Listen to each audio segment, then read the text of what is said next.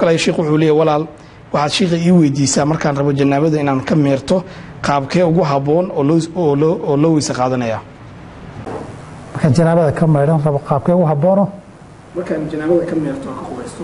qaabkee ugu haboon waa loo weysa qaadanaya alxamdulilah weysada iyo janaabadu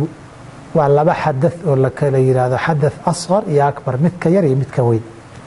bimacnaa weysadana xubnaha qayb ka mid ah la dhaqaa qabayskana xubnaha jirkoo dhan baa la dhaqaabadi waa mid jirkoo dhan aad dhaqayso iyo mid aad jirkii qayb ka mid a dhaqayso laba qaab labadaba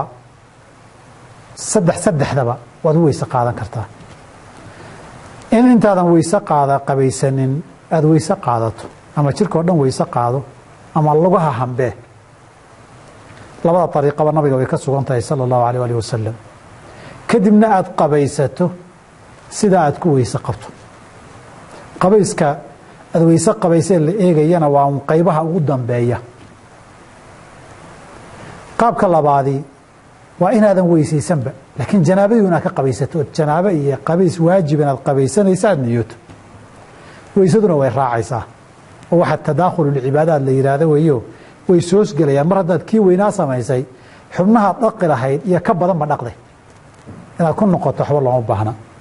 nabigana lagama warin sala allahu alayh wasalam intuu janaabo ka qabaysto haddana dib inuu ka weysaystay ma jirto haddii uu shaki kugu yimaado amaad weysadii wax jebiyey samaysa ee kugu yimaado ama inaad istaabatay iyo ay wax dhacdo markaad qabayska dhammaysata dib inaad ka weysaysato labada horaana ka fiican inaad iska weysaysato kadibna qabaysato waa ariiqada ugu fiican haddii aad qabays waajibood niyootay iska qabaysatana ama janaabo ha noqoto ama xayd ha noqoto ama dhiig umul laga qabaystay ha noqotee iyadana ta kalena weysaduna way raacaysaa oo xubnihiiyo ka badanba waa dhaqday kolba intaan ogahay garanaya anugu ama arkay hadyiga nabigeena sala allahu alayh ali wasalam isagoo intuu qabaystay qabays waajiba haddana dib weyse cusub ka weysaystay ma arag wabilahi towfiiq